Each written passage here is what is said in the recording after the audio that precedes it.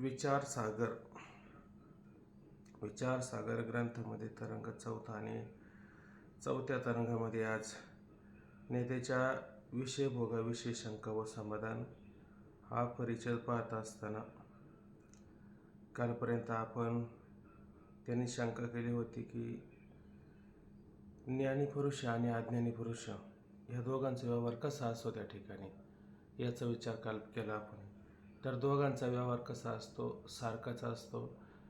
ज्ञात्यालाही त्या ठिकाणी विषयापासून सुख झालेलं पाहायला मिळतं आणि अज्ञानालाही विषयापासून सुख झालेलं पाहायला मिळतं.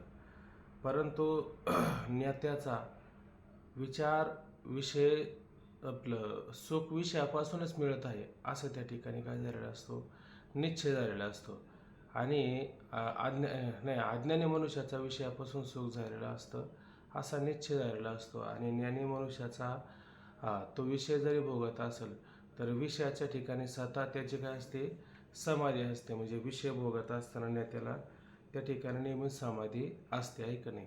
पण परत त्याच्यामध्ये एक मुद्दा असा उपस्थित झाला होता की त्याला जरी विषय भोगाखाली समाधी जरी असली तर मग त्याची वृत्ती जर नेहमी आत्माकडे जर राहिली तर त्याचा व्यवहार होईल का, त्याचा व्यवहार होणार नाही. ही गोष्ट त्याच्यामध्ये एक विशेष रूपाने आपल्याला पाहायला मिळते. मग आत्मविमूपणा केवळ कोणाचा असतो, अज्ञानाचा असतो असं नाही. ज्ञात्याचा पण आपल्याला काय पाहायला त्या ठिकाणी दिसत असतो. परंतु ज्ञात्या पुरुषाला विषय भोगत असताना त्या ठिकाणी काय असते, समाधी असते. हे लक्षात घेतलं. आता शिष्य काय म्हणतो पहा, महाराज विषयापासून प्रत्यक्ष आनंद होत असताही विषयात आनंद नाही, आनंदरूप आत्माच आहे, हे मला आपले कृपेने चांगले समजले.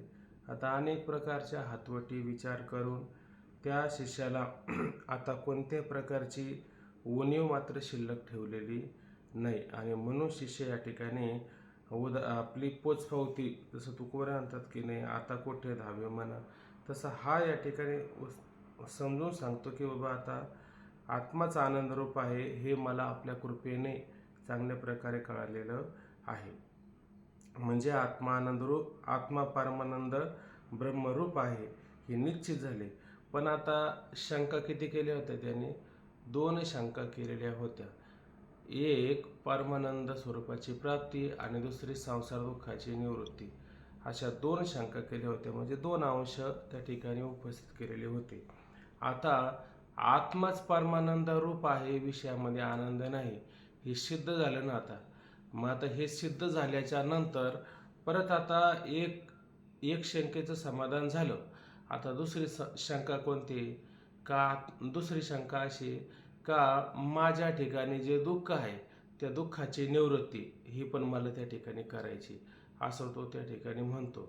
आता ही दुःख निवृत्ती करावी असं जर तो म्हणत असेल तर हे उचित आहे का, तर हे उचित नाही.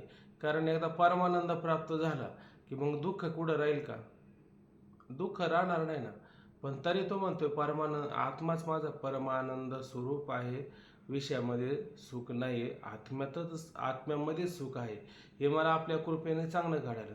पण दुःखाच्या निवृत्तीचा काय उपाय आहे का. आता झालं असं की भर पावसात जशी मोड धरावी तसंच या ठिकाणी झालं. कसं झालं बरं, तर आता एकदा आनंद प्राप्त झाल्याच्या नंतर दुःख कुठं शिल्लक राहील का, एकदा प्रकाश झाल्याच्या नंतर अंधार शिल्लक राहील का, तर म्हणजे पूर्ण प्रकाश प्राप्त झाल्याच्या नंतर अंधार शिल्लक राहील का. तसे एकदा परमानंद परम सौख्य प्राप्त झाल्याच्या नंतर पर दुःखाची उणीव काय शिल्लक राहिली, म्हणजे त्याला जो दुःखाची उणीव शिल्लक आहे त्याविषयी तो शंका पण करतो. पाहता पण माझ्या ठिकाणी जन्म मरण दुःखरूप असणाऱ्या संसाराची निवृत्ती व्हावी म्हणून मी प्रार्थना केली होती, त्याचे समाधान. म्हणजे प्रार्थना करताना 2 मुद्दे उपस्थित केले होते, एक संसार बंधाची निवृत्ती आणि दुसरं परमानंदाची प्राप्ती. पण एक मुद्दा तुम्ही सांगितला, मला त्याचं समाधान झालं, पण दुसऱ्या मुद्द्याचं अजून मात्र समाधान झालं नाही.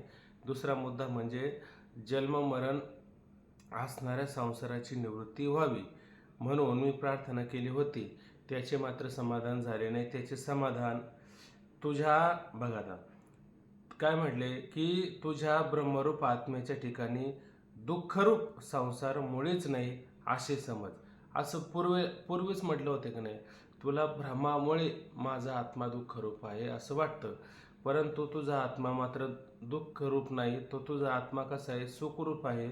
मग तुझ्या ब्रह्मरूप आत्म्याच्या ठिकाणी दुःखरूप संसार मुळीच नाही असं काय म्हटलं होते तुम्ही मला, समज.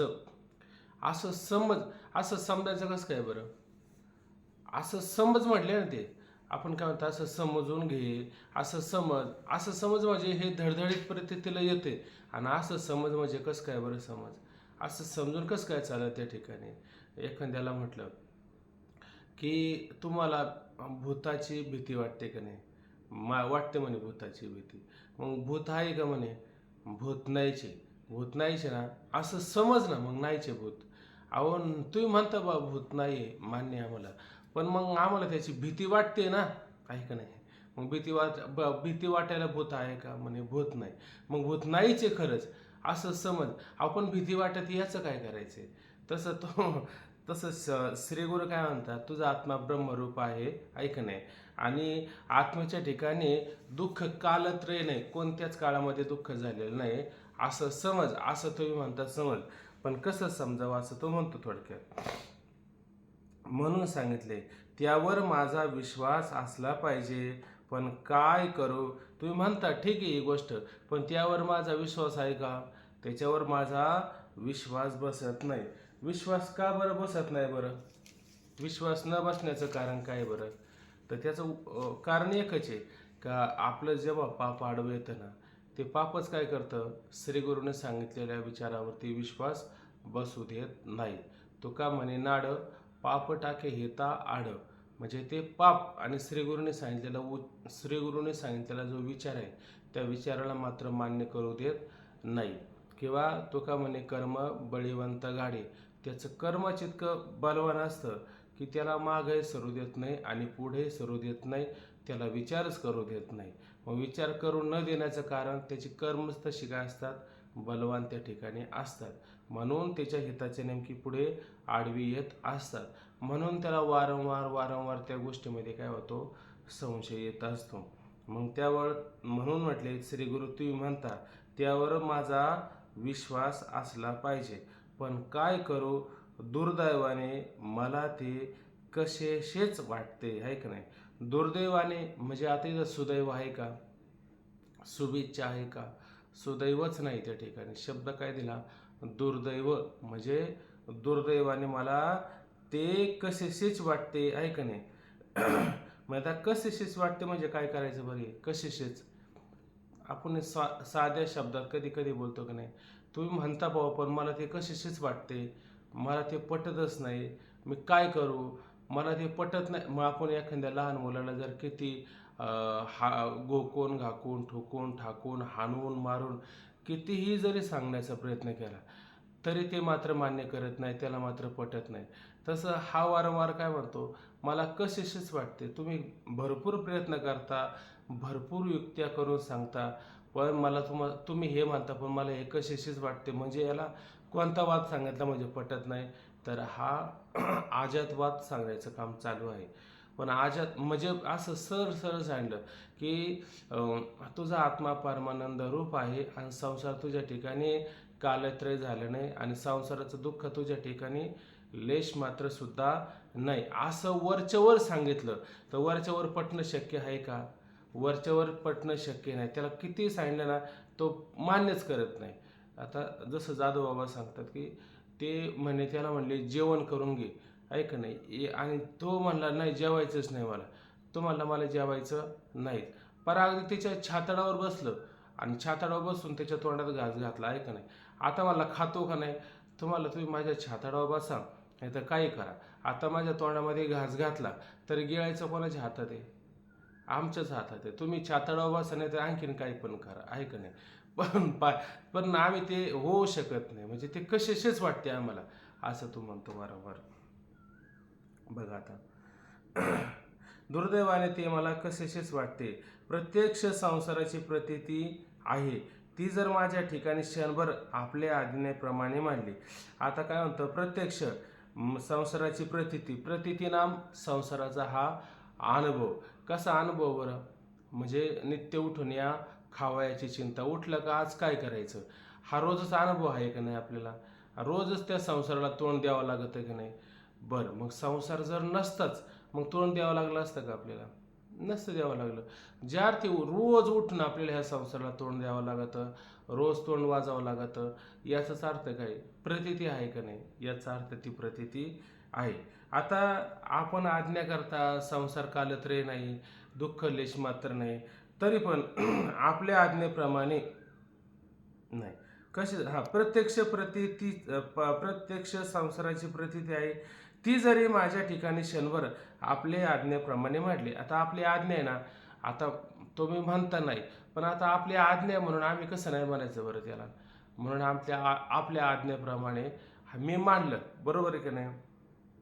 तरी संसार प्रत्यक्ष दिसतोच असतो, त्याची काहीतरी वाट लावली पाहिजे, ऐक नाही? तुम्ही म्हणले संसार नाहीये, तुझ्या ठिकाणी दुःख नाहीये, असं तुमच्या आज्ञेप्रमाणे जरी मांडलं तरी आता हा प्रतीत येणारा संसार आहे, याचं काय करायचं? याची काय मानलं नाहीये तिथे दिले नाही, मानलं नाही. आपल्या आज्ञेप्रमाणे मानले नाही, आहे का नाही? मानले हा शब्द होतात मागं पुढं, मानली म्हणण्यापेक्षा मानले नाही, आहे का नाही? तरी संसार प्रत्यक्ष दिसतोच, त्याची काहीतरी वाट लावली पाहिजे. त्याची काहीतरी वाट लावली पाहिजे म्हणजे त्याचा काहीतरी विचार झाला पाहिजे. विचार चालूच आहे, पण तरी पण विचार मार्ग काहीतरी काढला पाहिजे. तर मग तो कोणाच्या ठिकाणी आहे ते कृपा करून सांगा. नक्की हा संसार आपल्या आज्ञेप्रमाणे मी माझ्या ठिकाणी मांडला, तरी पण असं सांगा तो कोणत्या ठिकाणी असतो आणि कोणत्या ठिकाणी नसतो. जर ज्याच्या ठिकाणी असतो त्याच्या ठिकाणी मी मानन, आणि ज्या माझ्या ठिकाणी नाही मग माझ्या ठिकाणी मी मानणार नाही. नक्की मग हा संसार कुठं आहे आणि कुठं नाही ते कृपा करून मला तुम्ही सांगा. म्हणून म्हणतात मग तो कोणाच्या ठिकाणी आहे ते कृपा करून सांगा. ज्याच्या ठिकाणी संसार आहे असे आपण सांगाल, त्याच्या ठिकाणी तो मानून मी आपले ठिकाणी मांडणार नाही. आपले ठिकाणी माझ्या ठिकाणी मांडणार नाही, परंतु आम्हाला हे पाहिलं आधी दाखवा, बरोबर आहे का नाही? तुम्ही म्हणता माझ्या ठिकाणी नाही, आपल्या आज्ञाप्रमाणे मी मांडलं, पण आता धडधडीत संसार प्रपंच रोज आम्हाला त्याला तोंड द्यावं लागतं, रोज त्याची प्रतीती अनुभव आहे, ऐक नाही? पण आता आपल्या आज्ञेप्रमाणे मी माझ्या ठिकाणी नाही मांडलं, बरोबर आहे की नाही? पण कोणाच्या ठिकाणी तरी असेल का नाही? त्याच्या ठिकाणी मला दाखवा, त्याच्या ठिकाणी मी मानेन आणि आपल्या ठिकाणी मी मांडणार नाही, असा तो विचार मांडतो. आता परिच्छेद क्रमांक 6, अजात वाद. आत्म्याच्या ठिकाणी संसाराचा अभाव. अजात म्हणजे म्हणजे नाही आणि जात म्हणजे जन्म, आहे का नाही? म्हणजे ज्याचा कधी जन्मच झाला नाही अशा प्रकारचा जो वाद आहे त्याला अजातवाद असं म्हणतात.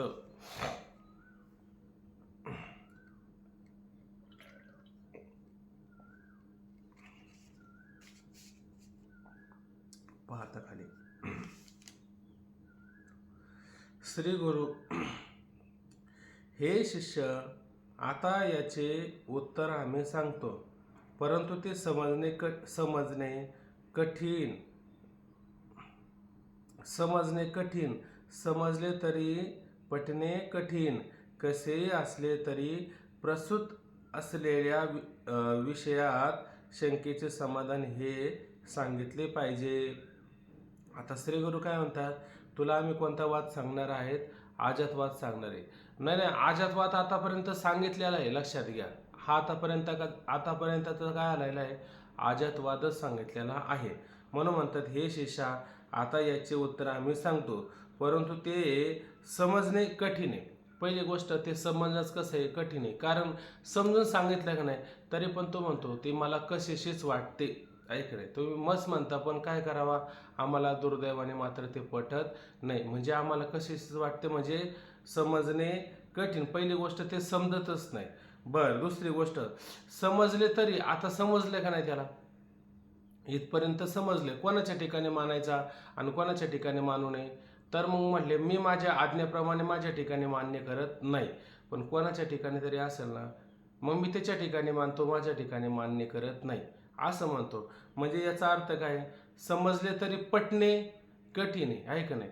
आता तुझ्या ठिकाणी संसार नाही आणि मग दुसऱ्या कोणाच्या ठिकाणी संसार आहे का? अहो, कोणाच्याच ठिकाणी संसार नसतो, आहे का नाही? तरी पण आता हे अशा पद्धतीनं समजले तरी पटणे त्याला काय आहे? कठीण. का कठीण आहे? कारण त्याच्यामध्ये सुद्धा त्याला वारंवार वारंवार काय होतात? शंका येत असतात. कसे असले तरी प्रस्तुत असलेल्या विषयात शंकेचे समाधान हे सांगितलेच पाहिजे. आता कसं जरी झालं तर विषय आला की नाही समोर अजातवादाचा, तो काही जरी झाला तरी आता आपल्या अंगावरती येऊन पडलेला आहे.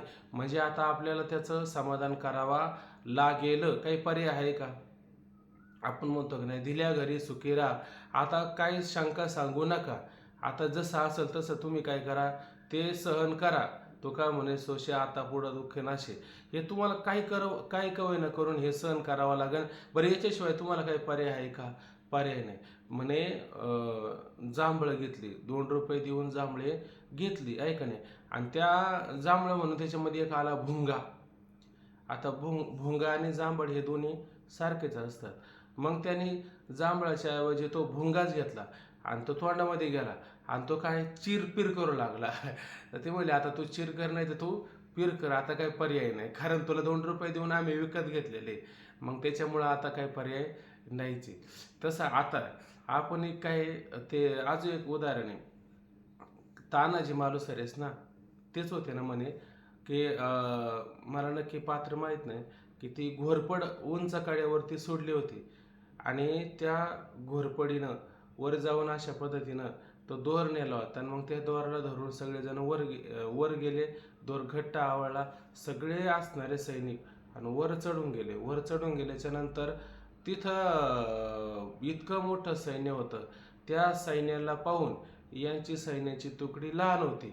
तर ह्या तुकडीला असं वाटलं की आता यांच्या पुढं आपलं काही काम नाही, आता आपलं मरण जवळ आलेलं आहे, त्याच्यापेक्षा खाली उतरून जा. मग त्याने काय केलं, दोरच तो त्या ठिकाणी उतरण्याचा तोडून टाकला आणि म्हटले आता तुम्ही दोर तोडला, आता आम्ही काय करायचं? तर ते म्हटले तुम्ही लढा नाही तर मरा, आहे का नाही?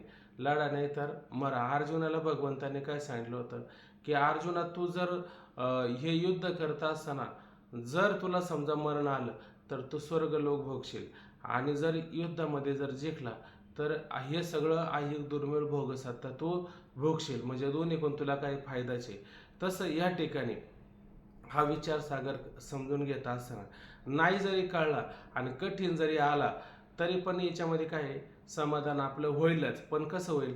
म्हणजे पहिल्या घावामध्ये दगड नाही फुटला, अगदी 21व्या घावामध्ये जर दगड फुटत असेल तर पहिले 20 गाव ते काही व्यर्थ गेलेत का? ते व्यर्थ गेलेले नाही. 21वा सफल जरी असला तरी आधीचे 20 गाव त्याला ते सहाय्यकारी मात्र होते.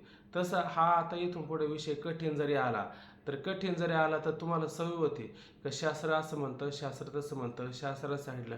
मग म्हणजे शास्त्र नक्की म्हणजे काय असतं, शास्त्रामध्ये काय विचार आलेला आहे, हा पण तुम्हाला कळला पाहिजे ना. म्हणून या ठिकाणी आता हा विचार आपल्याला कठीण जरी आला तरी आपल्याला काय समजून घ्यावा लागेलच. मग कठीण म्हणजे आपण वारंवार त्याला कठीण कठीण म्हणून कठीण करतो. तो काय कठीण असतो का? कठीण अजिबात नसतो. पण तरी पण म्हणले कठीण. आता हे समजून सांगायला गेले पण त्याला मान्य होतं का? मान्य होत नाही. म्हणून आता म्हणले ते समजणे कठीण आहे. म्हणजे काय, समजणे कठीण आहे, समजले तरी पटणे कठीण आहे.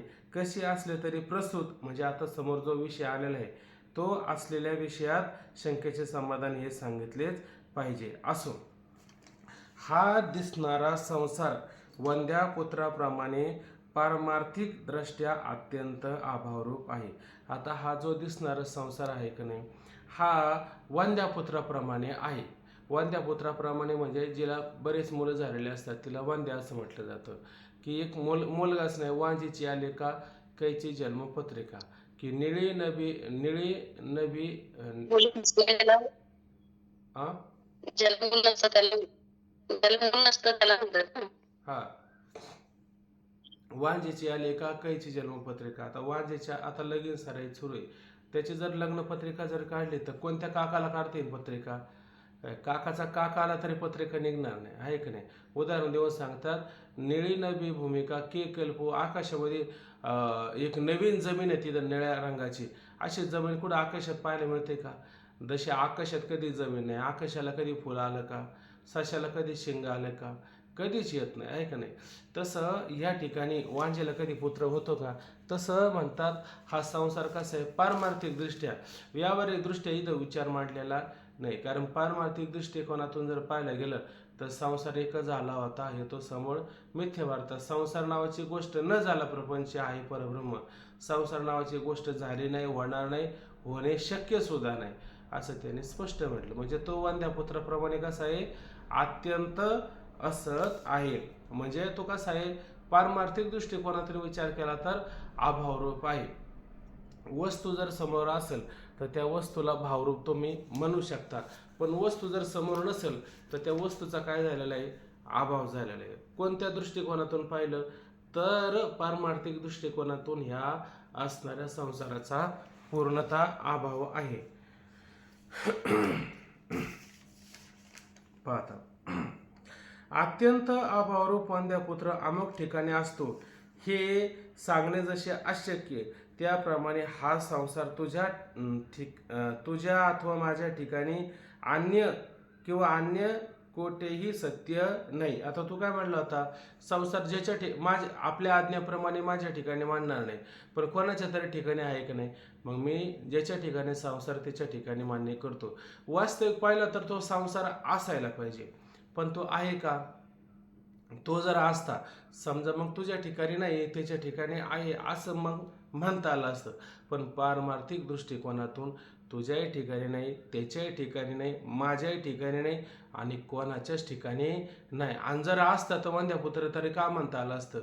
मग म्हणायचंच नाही ना वंद्यापुत्र. ज्या अर्थी वंद्यापुत्र म्हटले संसाराला, त्याचप्रमाणे हा संसार झाला नाही आणि कोणाच्याच ठिकाणी होणे शक्य सुद्धा नाहीये.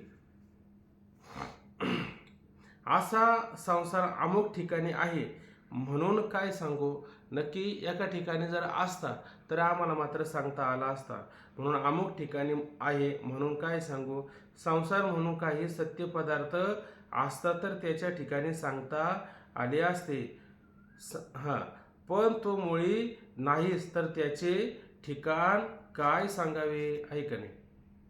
आता काय म्हणतात, आता हा संसार असता तर कुठेतरी त्याला सांगता आलं असतं, पण जो नाहीच आहे तो सांगायचा कसा बरं? पोलिसांनी धरलं चोराला, आहे का नाही? पहिली गोष्ट तो चोर नव्हताच, परंतु त्याच्यावरती काय झाला, आळा आला. ते म्हणले तू धन चोरी केलेलं आहे, मग ते धन आम्हाला तू दे. तो म्हणला अहो धन मी चोरी केलेलं नाहीच आहे, धनच नाही मी कधी पाहिलं, तुम्ही म्हणता धन चोरी केलं. तो आहे की नाही? म्हणजे असं समजा की त्याने सांगितलं की 5,000 रुपयाच्या नोटा आहे की नाही, आणि त्या 5,000 रुपयाच्या नोटा तू चोरी केलेल्या आहेत आणि पुष्कळ असं पद्धतीच्या नोटा चोरू करून तू मात्र चुकीचं काम केलेलं आहे, त्यामुळं तुला शिक्षा होणार आहे. पण धन कुठे आधी सांग. आता पहिली गोष्ट, 500 रुपयाच्या नोटा आल्यात का बाजारामध्ये? समजून उदाहरण घेण्याकरता आल्याच नाही, बरोबर की नाही? आलत्या 2,000च्या, त्या पण आता आहेत का? त्या सुद्धा नाही राहिल्या. आता ह्या 5,000च्या नवीन कधी आल्याच नाही, आणि ते म्हणतात तू 5,000च्या नोटा चोरल्यात कुठं? आल्या असत्या तर चोरल्या असत्या ना, आल्याच नाही. तरी पण मग ते पोलिस त्याच्या मागे लागले, सांग म्हणले कुठं नोट आहे, सांग म्हणले कुठं नोट आहे, ऐक नाही. असं करता करता मग आता मार वाचवण्याकरता त्याने काय केलं, मला शेताच्या कडेला दडवून ठेवलेले आहेत. मग चल म्हणले शेताच्या कडेला.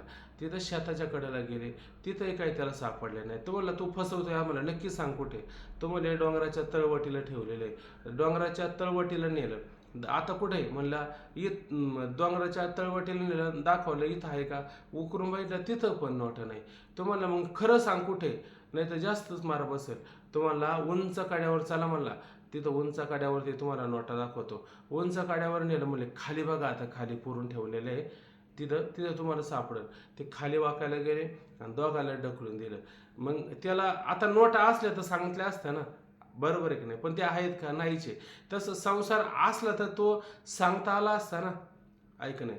तर जसं आपण म्हणतो मृगजळ, ऐक नाही? ते दिसतंय का नाही, प्रतीतलं येतं का नाही, पण त्याचा काय अनुभव आहे का? जर अनुभव जर असता तर ते आता ह्या भर उन्हाळ्यामध्ये काय ओवी कोणाला आठवत असेल तर बा त्याच्यावरती काही साळी केळी वगैरे काहीतरी पीक पाणी घेता आलं नसतं का? आणि पाण्याची टंचाई तरी भासली असते का आपल्याला? भासलीच नसते ना टंचाई, आहे का नाही? पण आता हे संसार म्हणजे कसं आहे, मृगजळाप्रमाणे आहे. म्हणजे आपले कपडे फार मळलेले असावे आणि त्या मृगजळामध्ये काय करायचे, सुंदर अशा प्रकारचं मृगजळ आलं का त्याच्यामध्ये कपडे चांगले भिजवायचे, बराच वेळ भिजू घालायचे, ते काढायचे, त्याला साबण वगैरे लावायचा, घसरून घसरून मस्तपैकी ते पाण्यामध्ये भिजवून धुवून काढायचे आणि वाळवायला घालायचे. हे म्हणणं किती संगतवार वाटतं बरं आपल्याला? काही संगती आहे का? पहिली गोष्ट कपडे धुतली पण असते, पण पाणी खरं आहे का ते? पहिली गोष्ट पाणीच नाही. मृगजळ दिसे साच पण ऐसे, खोटियाचे पिशे ऊर फुडी, आहे का नाही? मृगजळ खरं दिसतं, आहे का नाही? साचपणे ऐसे, पण खोटियाचे म्हणजे वाहतं पाणी सोडून हरण काय करतं, ते पाणी पिण्याकरता जातं.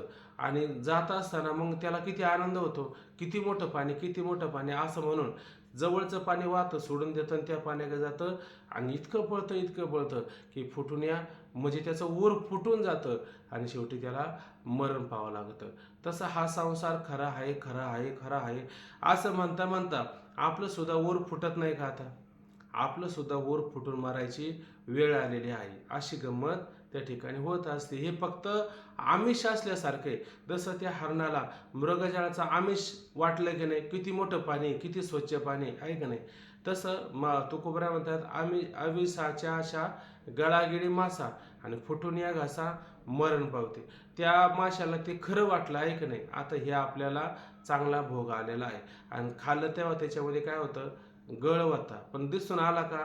तसं हे दिसून येत नाही.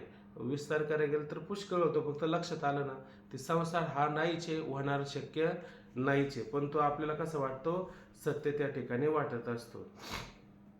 संसार म्हणून काही सत्य पदार्थ असतात तर त्याच्या ठिकाणी सांगता आले असते, पण तो मुळी नाहीच तर त्याच्या ठिकाणी काय सांगावे? पाहता हे सद्गुरू उत्तर हे सद्गुरूंचे उत्तर अजातवादाच्या दृष्टीने आहे. आता हे सद्गुरूंचं उत्तर कोणाच्या दृष्टिकोनातून आहे? कोणता वाद सांगितला तर याला अजातवाद असं सांगितलेलं त्या ठिकाणी आहे. वेदांताचा मुख्य सिद्धांत परमात्म स्वरूपाच्या ठिकाणी जगदादी संसार कालत्रयी झालाच नाही. आता वेदांताचा मुख्य सिद्धांत काय? न झाला प्रपंच आहे परब्रह्म, आहे का नाही? संसार हा मात्र झाला नाही, होणार नाही, होणे शक्य नाही, अशा पद्धतीचा जो वेदांताचा सिद्धांत म्हणण्यापेक्षा हा मुख्य सिद्धांत आहे वेदांताचा, आहे की नाही? पण हा वेदांताचा मुख्य सिद्धांत पटत नाही, म्हणून बाकीचे आपल्याला वाद घालावा लागतात. म्हणून हा वेदांताचा काय आहे? मुख्य सिद्धांत आहे की परमात्मा स्वरूपाच्या ठिकाणी जगदादी संसार कालत्रय झाला नाही. आता जगदादी म्हणल्याच्या नंतर अहंकार, बंध वगैरे हे सगळं त्या संसारामध्येच येतात का वेगळे येतात? तर सगळे त्या ठिकाणी संसारामध्ये येतात आणि तो कालत्रय म्हणजे भूतकाळात, भविष्यकाळात, वर्तमान काळात, कोणत्या तरी काळामध्ये त्याची प्रतीती आहे का, त्याचा भाव आहे का? कोणत्याच काळामध्ये नाही. आणि कोणत्या दृष्टिकोनातून म्हटले बरं हे? कोणत्या सत्यातून म्हटले बरं? पहा बरं खाली.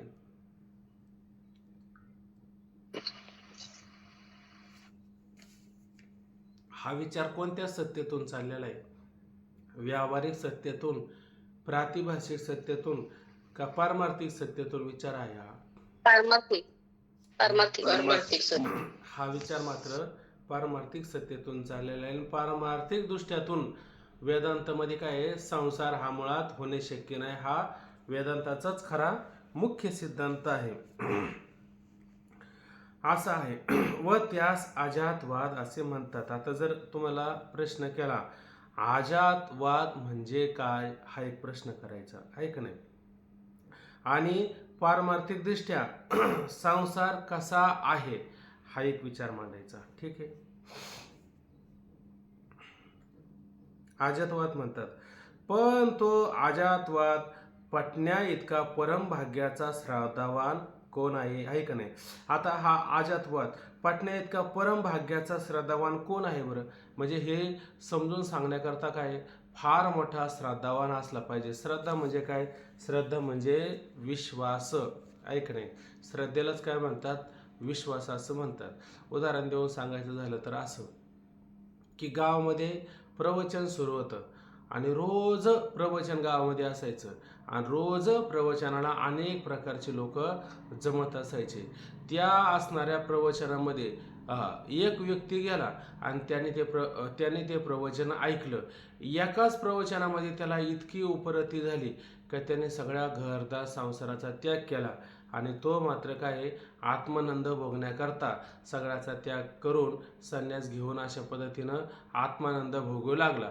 आणि असा संन्यास घेऊन फिरत असताना फिरता फिरता परत तो जे त्याचं गाव होतं त्या गावामध्ये आला आणि आल्याच्या नंतर पाहिलं की प्रवचन मात्र अजूनही चालू होतंच आणि ऐकणारी लोक अजूनही ऐकायला येत होती, पण उपरती मात्र कोणाला झाली नाही. आपल्या गावांमध्ये सप्ते चालू आहे का नाही?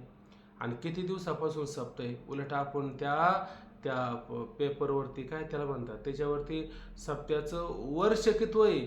100 वर्ष, 75 वर्ष, 50 वर्ष, 25 वर्ष असं लिहितो. आणि त्या सप्त्यामध्ये टाळ वाजवण्याकरता, विणा धरण्याकरता, भजन करण्याकरता गावात एकही व्यक्ती नाही. मग सगळे कुठं आळंदीवरून व्यक्ती मागावं लागतात, आळंदीवरून सगळी टीम मागावं लागते आणि गावामध्ये मात्र एक सुद्धा नाही. आणि गावामध्ये सप्त एक होता, एकाचे 2, दोनाचे 4, 5 असे सप्ते होऊ लागले. ते म्हणले पारमार्थ होऊ द्या, पारमार्थ घडू द्या, चांगली गोष्ट आहे. लोक घडतात किती हे बघा, ऐक नाही, पण घडतात का? घडत मात्र कोणी नाही, अशी गंमत आहे का नाही? मग हे घडण्याकरता काय भाग्याचे लागतात, पण तेवढ्या भाग्याचे लोक आहेत का गावामध्ये? भाग्याचे लोक नाही. तसं एकदा प्रवचन ऐकलं आणि त्याला उपरती झाली, उपरती झाल्याबरोबर काय झालं? सगळ्याचं त्याग करून निघून गेला का नाही? तसं हा संसार कसा आहे? काय आत्ताची वमुनिया शुने गेले इतके आपल्याला ह्या संसाराची काय किळस आली पाहिजे. पण इथे का आपल्याला ह्या संसाराची किळस? उलट संसार आपल्याला गोड लागतो. आपल्या बाबा नेहमी सांगतात की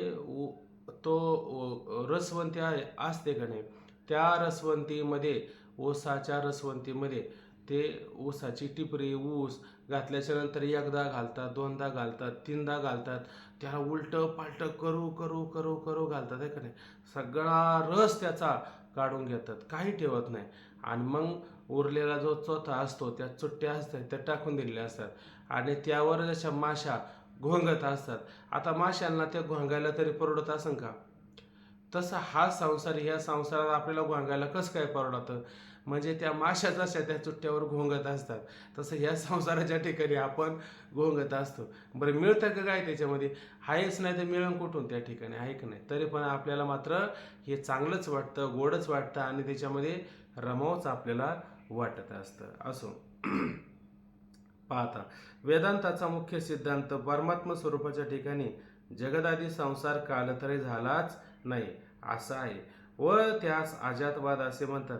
पण तो अजातवाद पटण्या इतका परम भाग्याचा श्रद्धावान कोण आहे की ज्याने हा अजातवाद ऐकल्याबरोबर त्याप्रमाणे जगताच्या अत्यंत भावाचा निश्चय होईल. फार विरळ आहे का नाही? म्हणजे या जगताचा अत्यंत अभाव आहे असा निश्चय होईल. कोणाला होईल? असा असा असणारा कोणीतरी, ऐसा विरळा कोणी तुका त्याशी लोटांगणे. इतका मनुष्य त्या ठिकाणी काय विरळ आहे, म्हणजे पारच नाही असं आहे का? म्हणजे कुणीच मुमुक्षु नाही असं आहे का? पुष्कळ नाही मान्य आहे आपल्याला, पण नाहीच असं म्हणता येईल का? आईचे आई म्हणून तर तुकोबरा म्हणलं ना, ऐसा विरळा कोणी तुका त्याशी लोटांगणे. असा कोणीतरी फार त्या ठिकाणी विरळा असू शकतो. ते म्हणजे ज्ञानोबराय तुकोबरासारखे अत्यंत विरळे असतात.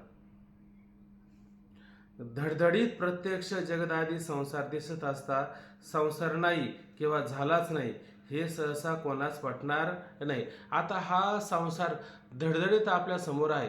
आताच बोललो की नाही, नित्य उठून या खावायची चिंता, रोज आम्हाला काळजी लागली. कशाच्या सापेक्ष काळजी लागली? संसार आहे म्हणूनच काळजी लागली. संसार नसता तर काळजी लागली असते का? म्हणजे याचा अर्थ हा संसार आहे आणि म्हणून त्याची काळजी लागते, म्हणून तो संसार आम्हाला रोज प्रतीतीला येतो, रोज अनुभवायला येतो म्हणण्यापेक्षा धडधडीत आम्हाला त्या ठिकाणी संसार दिसत आहे.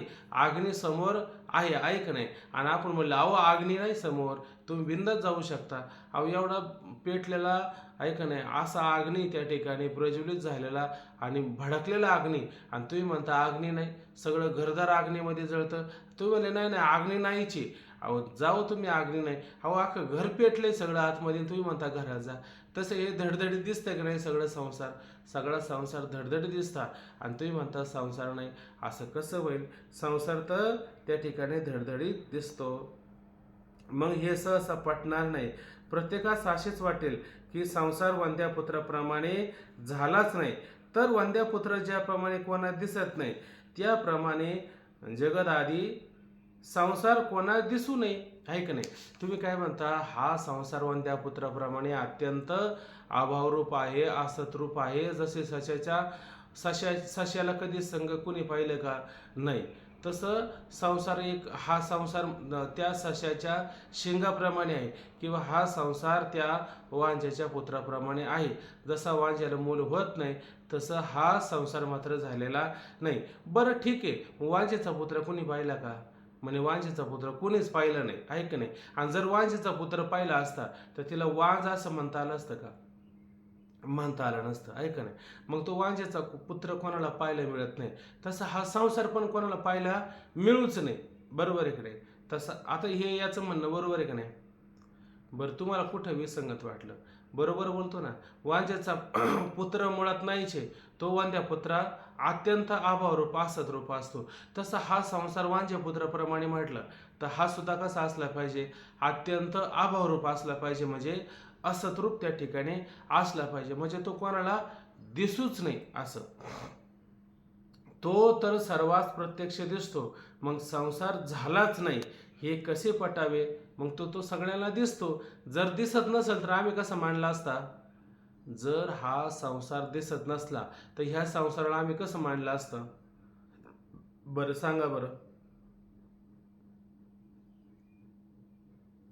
तो जर माझं माझं सांगणं लक्षात आलं का तुमच्या? तो जर संसार काय म्हटलं होतं मी? तो जर दिसत नसता तर आम्ही त्या संसाराला कसं मांडलं असतं?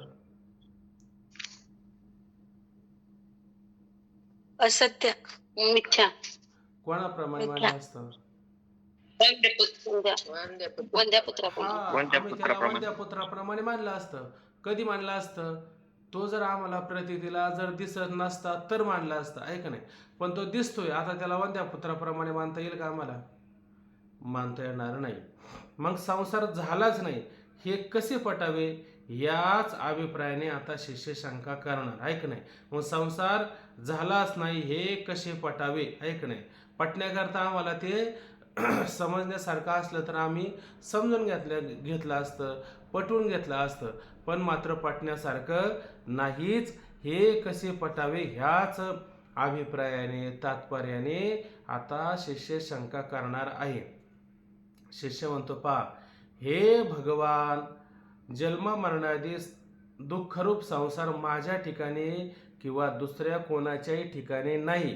बरोबर आहे की नाही? तुम्ही काय म्हणता? तुझ्या ठिकाणी फक्त मान्य कर, समज. आहे की नाही? पण हे आता इथं पुढचा मुद्दा जरा वेगळ्या अर्थाने. जन्म मरणादी दुःखरूप संसार माझ्या ठिकाणी किंवा दुसऱ्या कोणाच्याही ठिकाणी नाही, तर प्रत्यक्ष का दिसतो? बरं का? मग हा दिसायला नाही पाहिजे ना? माझ्या ठिकाणी म्हणा, अन्य ठिकाणी, कोणाच्या ठिकाणी म्हणा, किंवा तुमच्या ठिकाणी म्हणा. बरोबर आहे की नाही? कोणाच्या ठिकाणी नाही म्हणता, पण हा जर दिसतो, मग जो दिसतो तो नसतो का? जो दिसतो तो अभावरूप मानता येईल का भावरूप मानावं लागेल त्याला? त्याला भावरूपच म्हणावं लागेल ना, दिसतो त्या अर्थी. म्हणून प्रत्यक्ष दिसतो. जी वस्तू झालीच नाही ती वंद्यापुत्राप्रमाणे कोणास दिसत नाही. जी वस्तू झालीच नसेल तर ती वंद्यापुत्राप्रमाणे, वंद्यापुत्र कधी दिसला का? नाही दिसला. तर वस्तू झालीच नसेल तर ती मात्र कोणाला दिसू नाही. आणि ज्या अर्थी वस्तू दिसती ती झालीच नाही असं कसं काय म्हणता तुम्ही? उलट ती तुम्हाला मान्य करावा लागेल. आहे का नाही? जी वस्तू झालीच नाही ती वंद्यापुत्राप्रमाणे कोणासही दिसत नाही.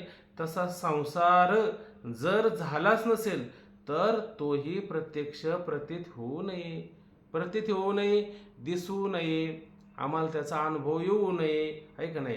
तर तोही प्रत्यक्ष प्रतीत होऊ नये, तो तर प्रतीत होतो, म्हणजे त्याची आम्हाला प्रतीती येते, त्याचा आम्हाला अनुभव येतो, म्हणून तो झालाच नाही हे म्हणणे अनुभव विरुद्ध आहे, अशा माझ्या अल्पबुद्धीस वाटते.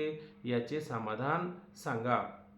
म्हणून आता हे तुमचं बोलणं आहे की नाही, तुम्ही म्हणता वंद्या पुत्राप्रमाणे अत्यंत असत आहे आणि आम्हाला तर संसार धडधडी दिसतो. मग वंद्या पुत्र आम्हाला दिसू नये, तसा हा संसारही आम्हाला दिसू नये, पण आम्हाला संसार दिसतो आणि तुम्ही म्हणता संसार झाला नाही. मग तुमचं आणि आमच्या बोलण्यात एक वाच्यता आहे का? तुमच्या आमच्या वाक्यामध्ये विरोध येतो, अनुभवाच्या विरुद्ध येतं, अनुभवाच्या विरुद्ध येत आहे. आणि असं काय म्हणतो शिष्य? म्हणतो माझ्या अल्पबुद्धीस वाटतं, आमच्या अल्पबुद्धीला मात्र तसं पटत नाही. आता शिष्याने आपली एक बाजू तर मान्य केली का नाही? आमची बुद्धी कशी आहे? आमची बुद्धी त्या ठिकाणी अल्प आहे आणि आमच्या अल्पबुद्धीला मात्र हे पटत नाही, आहे का नाही? असा शिष्य त्या ठिकाणी सांगतो. आता मला असं वाटतं, हा विवर्तवाद आज पाहायचा का उद्या पाहायचा? पहा, सगळ्यांनी विचार करा. सांगा ना, टाइम आहे थोडा, सांगा ना थोडा, उद्या परत सांगताय. हा, मला तेच म्हणायचंय. आजचा मुद्दा पूर्ण लक्षात आला ना, अजातवादाचा? याच्यात काही शंका कोणाला आहे का? काही शंका नाही ना. मग विवर्तवाद आता काय होतं, ज्यावेळेस हा अजातवाद, आता अजातवाद म्हणजे आपले बाबा नेहमी सांगतात, अजात म्हणजे काय? याचा आजा आणि त्याचा आजा, हे दोघं आजे एकत्र आले आणि त्यांनी दोघांमध्ये काय केले? वाद घातले, वाद केले, आहे की नाही? असं आपण म्हणतो अजातवाद, म्हणजे सरळ सरळ. मग अजात शब्दाचा अर्थ काय घ्यायचा? आजा अजातला वाद न मानता, म्हणजे नाही आणि जात म्हणजे जन्म, ज्याचा कधी जन्म झालाच नाही, अशा प्रकारचा वाद. म्हणजे ज्याचा जन्म झाला नाही ज्याचा जन्म झाला नाही म्हणजे तो संसाराचा जन्म कधी झाला नाही, वंद्या पुत्राचा जन्म कधी झाला नाही, तसा हा संसार कधी जन्माला आला नाही, अशा प्रकारचा जो वेदांताचा मुख्य सिद्धांत आहे त्याला त्या ठिकाणी अजातवाद असं म्हटलं जातं. पण हा अजातवाद एकाएकी कोणाला पटत नाही, तो त्याच्यावरती वारंवार शंका घेतच असतो. काय शंका घेतो? ते म्हणतात संसार झाला नाही, वंद्या पुत्राप्रमाणे अत्यंत असत आहे, परंतु तो आम्हाला धडधडीत प्रत्यक्ष प्रतीतीला येतो. मग तुमच्या आमच्या सांगण्यामध्ये अत्यंत विरोध आहे, अनुभवाच्या विरुद्ध जातं. म्हणून त्याला आधीच सांगितलं होतं, समजणं कठीण आहे आणि समजलं तर पटणं पण कठीण आहे, बरोबर आहे की नाही? म्हणून हा अजातवाद जर पटला नाही, अजातवाद जर पटला नाही, तर त्याला कोणता वाद सांगावा लागतो?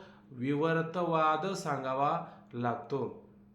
आता काल पण उदाहरण दिलं का नाही, परत तेच उदाहरण आज देतो, की मुलाने आपल्या मुलीला चांगला हुंडा वगैरे दिला आणि चांगल्या मोठ्या घरामध्ये तिला दिलं. मग दिल्याच्या नंतर त्या घरात गेल्यावरती पुढं असं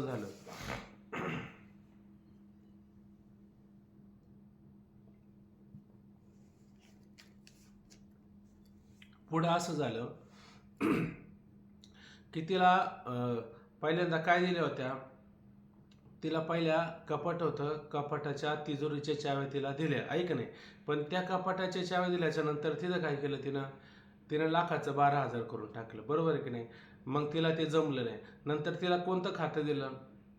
हिसाबाचं खातं दिलं, म्हणजे लेखापडीचं खातं तुझ्याकडं, ते पण दिलं. तिनं त्याच्यामध्ये काय केलं? त्याच्यात पण तिला लाखाचं 12,000 करून टाकलं. मग नंतर तिला स्वयंपाकाचं खातं दिलं, म्हणजे स्वयंपाक कर. त्याच्यात कधी मीठ घातलं, कधी घातलं नाही. मग त्याच्यात पण म्हणले आता हिच्याकडे खातं ठेवून चालणार नाही, ते खातं काढलं. आणि मग कोणतं खातं दिलं? मग तिला पुढचं खातं दिलं, कोणतं? लहान लेकराची शी आणि शिव काढण्याचं काम करायचं. आणि जेव्हा तिचे वडील आले, आहे का नाही, तर वडील आल्याच्या नंतर वडील म्हणले, हे काय काम तुला असं आलं? तुला तर एवढा हुंडा वगैरे दिला, सगळं दिलं, मग तुला या अशी घरातली कामं करण्याची वेळ का आली? तर त्याचं कारण सांगितलं तिनं. मला चांगली चांगली खाती माझ्याकडे आली, पण ती खाती मला मात्र सांभाळता आली नाही. तसं चांगले चांगले सिद्धांत आपल्याला सांगितले, पण ते सिद्धांत आपल्याला पटले नाही. म्हणजे सुरुवातीला कोणता वाद सांगावा लागतो? सुरुवातीला अजातवाद सांगायचा. मग अजातवाद नाही पटला तर कोणता वाद सांगायचा? विवर्तवाद, म्हणजे अध्यासवाद सांगायचा. आता तो अध्यासवाद नाही कळला तर कोणता वाद सांगायचा? दृष्टीसृष्टीवाद सांगायचा. दृष्टीसृष्टीवाद नाही पटला तर कोणता वाद सांगायचा?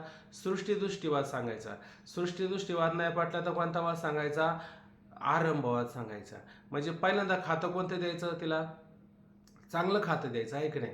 मग तिला नाही खाता आलं तर मग खातं काय करायचं, कमी कमी कमी करून खालचं खाते आणायचं तिला. अशा पद्धतीनं हा अजातवाद नाही पटला तर मग शेवटी पर्यायानं काय करावं लागतो, पुढं नंतर 2 नंबरला विवर्तवाद सांगायचा. आता खाली विवर्तवाद आहे, परिच्छेद क्रमांक 7. आता आद्यास माहिती आहे का नाही आपल्याला, आद्यास कशाला म्हणतात?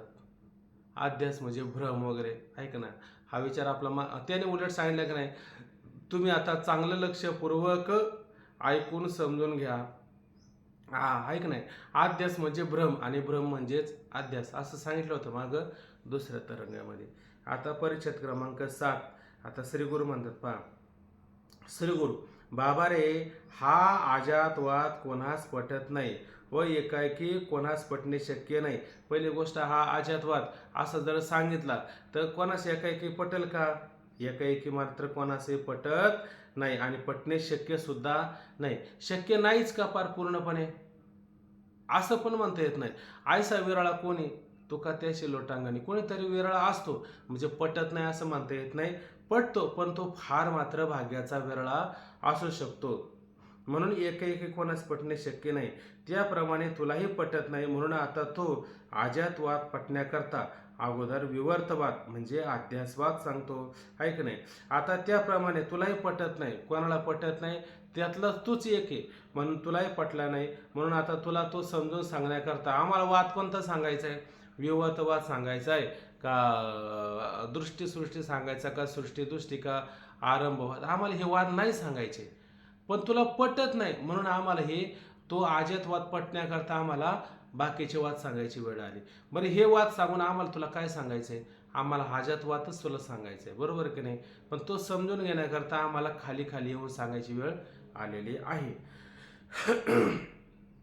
बघ आता, म्हणून आता तो अजातवाद पटण्याकरता अगोदर विवर्तवाद म्हणजे अध्यासवाद सांगतो. म्हणून आता तुला विवर्त म्हणजे अध्यास, विवर्त म्हणजेच अध्यासवाद असं लक्षात घ्यायचं. आता मायेचा परिणाम, चैतन्याचा विवर्त, हे विवर्त म्हणजे काय असतं आणि मायेचा परिणाम म्हणजे काय असतो, तो विचार आपण पुढं पाहणार आहेत, आता लगेच नाही सांगतो. तो तुला नीट समजला तर अजातवाद आपोआप पटेल. खाली पहा आता, वास्तविक जन्मादी जगत सत्य नसून भासते का, याचे कारण सांगतो. आता हे जन्मादी जगत आहे का नाही, हे मुळात सत्य नाहीचे, आहे का नाही. सत्य नसून ते फक्त काय प्रतीतला येतं. जसं रजेवर पाहिलेला सर्प हा आपल्याला प्रतीतला येतो का नाही, रजेवर भासलेला सर्प आपल्या प्रतीतला येतो का नाही. सोपं उदाहरण. पण तो रजेवर भासलेला सर्प आपल्याला प्रतीतला जरी आला पण तो सत्य असतो का? सत्य नसतो, आहे का नाही. जर सत्य बनायचं मग सांगा बरं, कसा होता? गावळ्या होता का, टिपक्याचा होता का, काय तो कसा होता, कावड्या होता का, कसा होता सांगा बरं. असं सांगता येईल का? नाही, आम्हाला फक्त भासला होता. तो जसा भासला होता का नव्हता, तसा हा संसार सुद्धा काय आपल्याला भासल्यासारखाचा असतो. म्हणून सत्य नसून भासते का, याचे कारण सांगतो. तुला स्वतःच्या आत्म्याच्या ठिकाणी मी मनुष्य, मी ब्राह्मण, मी सुखी, मी दुःखी वगैरे रूपाने ज्ञान आहे, पण मी ब्रह्म आहे असे आत्म्याचे ब्रह्मरूपाने ज्ञान नाही, ऐक नाही. आता हा आत्मा खरं पहा, तर आत्मा हा ब्राह्मण आहे का, क्षत्रिय आहे का, शूद्र आहे का, जातीचा वर्णाचा वगैरे आहे का? नाही. आणि तुम्ही म्हणता का नाही, मी ब्राह्मण आहे, मी मनुष्य आहे, मी शूद्र आहे, मी अमुक आहे, मी तमुक आहे. हे आत्म्याचे गुण नसताना, आत्म्याचं याच्याशी एकही संबंध नसताना हे त्याच्यावरती भ्रम घालतात की नाही. अशा पद्धतीचा मनुष्याला आध्यास म्हणजे भ्रम होतो की नाही, हा मनुष्याला भ्रम होतच असतो. म्हणून म्हटले, मी मनुष्य, मी ब्राह्मण, मी सुखी, मी दुःखी वगैरे रूपाने ज्ञान आहे, पण मी ब्रह्म आहे असे आत्म्याचे ब्रह्मरूपाने ज्ञान नाही. असे जे आत्म्याचे अज्ञान आहे, त्या अज्ञानाच्या योगाने जगत प्रतीत होते. बघा, आता हे जगत का प्रतीतला येतं? अज्ञान तत्कार्य जगत, आणि अज्ञान नसल तर जगत येईल का, होईल का? जर तुम्हाला त्या रजूचं यथार्थ ज्ञान असेल आणि अज्ञान नसेल तर तुम्हाला रजूवर सर्प प्रतीतला येईल का? तसं आत्मस्वरूपाच्या ठिकाणी अज्ञान आहे म्हणून जगत प्रतीतीला येतं. आत्मस्वरूपाच्या ठिकाणी जर अज्ञान नसतं तर जगत प्रतीतीला आलं असतं का? आलंच नसतं ना. संतांना जगत प्रतीतीला काय येत नव्हतं? त्यांना कशाचं ज्ञान होतं? आपण अज्ञान होण्याकरता नियम काय पाहिला? त्या वस्तूचं सामान्य रूपाने ज्ञान आणि विशेष रूपाने अज्ञान हे पाहिलं की नाही? मग अधिष्ठान वस्तू आहे त्या वस्तूचं आपल्याला सामान्य रूपाने ज्ञान असतं का विशेष रूपाने ज्ञान असतं अध्यास होण्याकरता?